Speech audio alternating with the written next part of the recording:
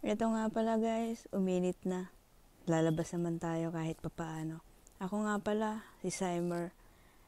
Tawag nila dito sa akin sa Taiwan, Master Simer. Ito nga pala, nakahinto ako kasi naantay kong dumaan yung train. Bawal kasing tumawid. Pero, ito muna, bago ang lahat, syempre, bibidyohan ko muna yung sarili ko. Ayan na! Taran! Uy! Ito nga pala guys, andito na nga pala yung train. Tumawid na. Ayan. Dito kasi kailangan may disiplina sa Taiwan. Kasi pag wala kang disiplina, kulong ka. Yan na. Andito na pa. Ito na ako. Nandito na ako sa train station. Ay, sa may train station lang nga pala to guys. Papuntang seaside. Yan na. Papunta na ako. Ito na. Padahan-dahan na ako. Papunta. Duman ako sa shortcut. Ito nga pala. Ito. Palikuto papunta doon sa seaside. At may nakita ako na paypayan. Guys, ang paypayan pala dito sa Taiwan, ang tawag dito is paypayan. Pero pagdating sa Pinas, simbahan yan. Dahil nasa Taiwan ka, paypayan yan. Eto na nga pala guys, bibidyohan ko nga na si buddy ko. Mamimiss ko kasi to eh. Ilang araw, ilang buwan na lang kami magkakasama na ito. At may nakita nga pala akong paypayan ulit. Eto yung paypayan. Maganda ang paypayan nila dito. Ang tawag dito sa paypayan sa Pinas is simbahan, hindi po yung pamaypay. Tapos, babalikan ko ulit si Buddy. Buddy, mag-iingat ka ha. Ingatan mo yung sunod na mag-aalaga sa'yo. At sana ingatan ka niya. So, tulad ng pag-iingat ko sa'yo. Sobrang mamimiss kita, Buddy. Ilang buwan na lang makakasama kita. Bye-bye na, Buddy.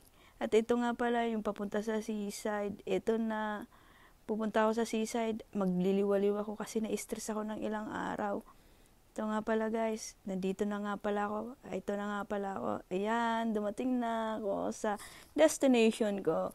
At ito nga pala guys, syempre, ilalapag ko muna yung cellphone ko.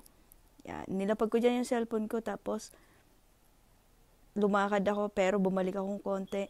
Kasi ang bilis ng sasakyan. Baka ako biglang matamaan at masagasaan. Papunta nga pala ako dyan sa dagat.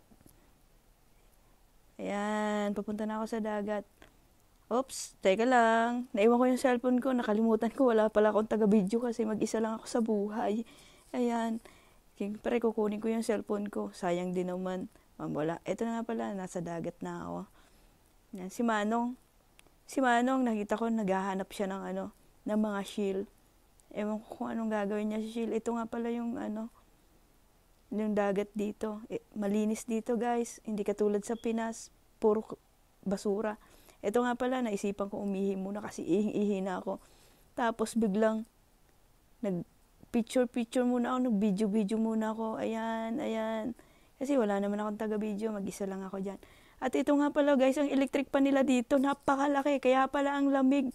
Nung lumabas ako, may init siya. Pero sobrang, may sikat ng araw, pero sobrang lamig. Akala ko guys, ano to? Ayun pala, ito yung electric pa ng Taiwan. At ito pa, hindi lang talaga nag-iisa siya. Meron pang mga kasama siya, nagtawag pa siya ng mga kasama. 3 nga pala yan guys, eto na siya. Yan na nga pala yan guys. Akala ko relasyon ko to. Kaya malamig, ayun pala. Electric pa nila to. Napakalaki nito guys. Sobrang laki nito. Hindi ko kaya yung lamig. At ito na nga. Siyempre, tagal muna ako dito, nag-video muna ako sa electric pan kasi, ay, electric pan nga pala ba to? Ay, hindi pala guys, sorry pala guys, hindi pala electric pan yan. Ito yung pinakamalaki. Akala ko talaga yung lamig is relasyon, yung pala yung electric pan na napakalakas, napakalaki. Ito nga pala si Erdon, ito nga pala papunta doon sa mangrove. Ayan si buddy ko, mamimiss kita ba?